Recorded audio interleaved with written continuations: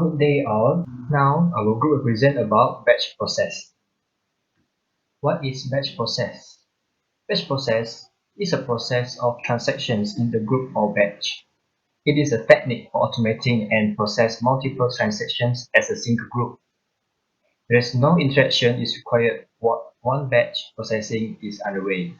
This differentiates batch processing from transaction processing, which involves processing transactions one at a time and requires user interaction. While batch processing can be carried out at any time, it is particularly suited to end-of-cycle processing, such as for processing a bank reports at the end of the day or generating monthly or bi-weekly payrolls. As mentioned before, this batch process can help in handling tasks like payroll, end-of-month reconciliations, or settling trades overnight. Besides that, batch processing system can save money and labor over time, but they may costly to design and implement upfront. Next, my group members will explain how to identify bottleneck in this batch process. Okay, next is how to identify bottleneck in batch process. Okay, for example, pada contoh ini kita dapat lihat W Electronic mengeluarkan 4 jenis produk iaitu A, B, C dan D. Di mana produk ini akan melalui 5 workstation yang berbeza iaitu V, W, X, Y dan Z. Pada flowchart yang disediakan, menunjukkan jalan yang dilalui oleh keempat-empat produk ini melalui proses pembuatan. Okey, di antara kelima workstation ini, yang mana penggunaan paling tinggi dan berfungsi sebagai bottleneck for W Electronic. Okey, ini adalah flowchart untuk produk A, produk B, produk C dan produk D. Okay, untuk step pertama, kita dapat lihat di sini produk A berharga 75 per unit dan permintaan sebanyak 60 unit per minggu, per week. Okay, produk A akan melalui 3 workstation saja iaitu workstation V, Y dan X. Okey, produk A akan melalui workstation V selama 30 minit dan kemudian ke workstation Y selama 10 minit dan seterusnya tamat di workstation X selama 10 minit juga. Okey, di sini kita dapat lihat produk A tidak melalui workstation W dan Z. So, cara penyelesaian untuk mengetahui load from produk A ialah bagi workstation V, kita perlu daratkan permintaan produk A sebanyak 60 unit per week dan daratkan dengan 30 minit masa yang diambil oleh produk A untuk melalui workstation V tersebut. So, total load from workstation V ialah sebanyak 1800. Dan bagi workstation X dan Y pula, sama je step dengan yang tadi iaitu daratkan demand produk A sebanyak 60 unit per week dengan 10 minit masa yang dilalui di setiap workstation dan akan mendapat 600 bagi load from produk A dari workstation X dan Y.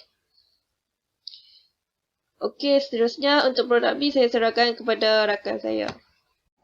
Okey, bismillahirrahmanirrahim. Assalamualaikum warahmatullahi taala wabarakatuh dan salam sejahtera. Hari ini saya akan terangkan tentang step 2 di mana kita ada produk B. Produk B dan kita juga mempunyai raw material dan juga purchase pipe. Okey, dalam step 2 kita ada 2 step which is step pertama dan juga step kedua. Step pertama adalah kita bermula pada workstation Y di mana kita ada 10 minit. Manakala step kedua kita habis di workstation X di mana kita ada 20 minit. Dan Untuk produk B, harga dia adalah sebanyak RM72 per unit, manakala demand adalah sebanyak 80 unit per week. So, disebabkan kita hanya mempunyai workstation Y dan juga workstation X, kita akan letak dekat dalam workstation, dekat dalam table ni lah. Okey, untuk workstation X, kita harapkan demand per unit darab dengan 20. 20 ini kita ambil daripada masa yang ditentukan, manakala 80 adalah demand. Sama juga dengan Y, di mana 80 adalah demand dan 10 adalah minit yang diberikan. So, total untuk 80 darab 20 adalah sebanyak 1600. Manakala untuk Y adalah 80 darab 10 bersamaan dengan 800. So, kalau kita nak darab, kita kena tengok pada minit dan juga kita kena tengok pada demand. Okay, seterusnya saya serahkan kepada rakan saya. Okey, seterusnya adalah step 3. Step 3 iaitu produksi. Produksi harganya adalah $45 per unit, manakala demandnya adalah 80 unit per week. Okey, bagi produksi, ianya mempunyai 4 stesen iaitu stesen W, stesen Z, stesen X dan stesen Y. Setiap stesen mengandungi 5 minit. Okey, seterusnya kita pergi kepada load.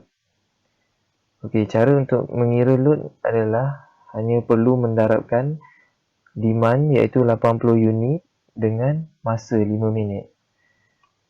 Okey, stesen yang pertama adalah stesen W iaitu 80 unit demand darabkan dengan 5 minit akan dapat 400. Seterusnya adalah stesen Z. 80 unit demand darabkan dengan 5 minit akan dapat 400.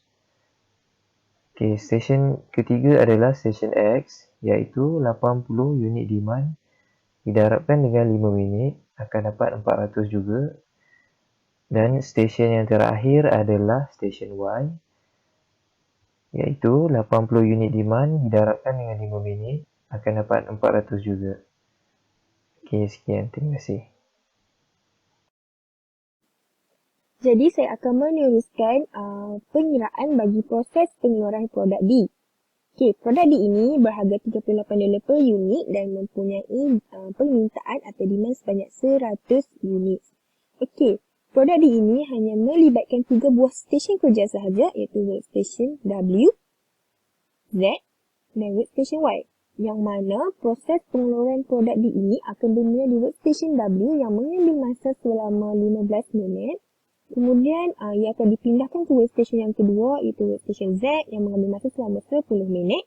Dan workstation yang terakhir adalah workstation Y yang mengambil masa selama 5 minit. Okey, selepas kita dah tahu sedikit mengenai produk D, kita akan proceed dengan pengiraan load from produk D. Okey, untuk dapatkan load from produk D ini, kita hanya perlu darabkan unit permintaan. Okay, bagi produk D ini, unit permintaannya ialah 100 unit. So, kita akan darabkan 100 unit dengan masa yang diambil di setiap workstation. Okay, so kita akan mulakan dengan workstation yang pertama, iaitu workstation W. Kita akan darabkan 100 unit darab 15 akan mendapat 1,500. Kemudian, workstation yang kedua, kita akan darabkan 100 unit darab 10 minit akan mendapat 1,000. Dan workstation yang terakhir adalah workstation Y yang mana kita akan darabkan 100 unit juga dengan 5 minit akan mendapat 500. Okey, selepas kita dah siap kira, dah mendapatkan load from produk untuk semua produk daripada produk A, B, C dan juga D, kita boleh proceed dengan step yang terakhir iaitu untuk mendapatkan total load daripada total load untuk setiap workstation bagi semua produk. Jadi, kita telah sampai ke step yang terakhir, iaitu step yang kelima, yang mana di step ini kita nak mencari total load. Okey, untuk kita dapatkan total load, firstly, kita kena kumpulkan semua maklumat pengiraan yang kita buat sebelum ni di dalam satu table seperti di dalam slide. Okey, kita kena kumpulkan semua maklumat load from product daripada produk A sampai produk D untuk setiap workstation. Okay, kita masukkan. Kemudian kita hanya perlu tambahkan load from product untuk dapatkan total load for each workstation. So, firstly, kita akan start dengan workstation V. Okay, workstation V hanya mempunyai load from product A. So, sebanyak 1800. Total load dia akan menjadi 1800 minutes. Kemudian, workstation W yang mempunyai load from product C dan product D. Kita tambahkan kedua-duanya, kita akan dapat 1900 minutes of total load. Kemudian ke workstation yang ketiga, workstation X, kita tambahkan load from product A, product B dan product C. Kita akan dapat total load sebanyak 2600 minutes. Dan ke workstation yang keempat, iaitu workstation Y, kita akan tambahkan load from product A, product B, product C dan product D. Kita akan dapat total load sebanyak 2300 minutes. Dan ke workstation yang terakhir, workstation Z, yang hanya mempunyai load from product C dan load from product D. Tambahkan kedua-duanya sekali, akan dapat total load sebanyak 1400 minutes. Seperti yang telah saya highlightkan, okay, we need to choose the highest total load. So, apa yang terdapat di sini, workstation X dengan total load sebanyak 2600 minutes merupakan the highest total load antara workstation yang lain. So, kita dapat rumuskan di sini adalah workstation X is the bottleneck for W electronic because the aggregate work at workstation X is the largest among the aggregate workloads of workstation V, W, Y, and Z, and the maximum available capacity of 2,400 minutes per week. Okay, 2,400 minutes per week ni adalah the existing capacity yang telah ditetapkan oleh W electronic. Okay, yang mana W electronic ni untuk mereka memenuhi kesemua permintaan daripada pelanggan mereka untuk setiap minggu, mereka telah tetapkan mereka telah tetapkan 2400 sebagai mereka punya available production time di syarikat mereka. So, apa yang dapat kita simpulkan, di workstation X telah berlaku bottleneck time, yang mana bottleneck time ni is the time of the slowest workstation in the production system. Okay, yang mana kita dapat katakan workstation X ni dia mengambil masa paling lama untuk siapkan produk. Okay, so jawapan yang terakhir adalah workstation X dengan total load sebanyak 2600 minit. Okay, itu sahaja pengiraan bagi bottleneck analysis in batch processing. Itu sahaja pembentangan daripada kumpulan kami. Terima kasih. Assalamualaikum dan salam sejahtera.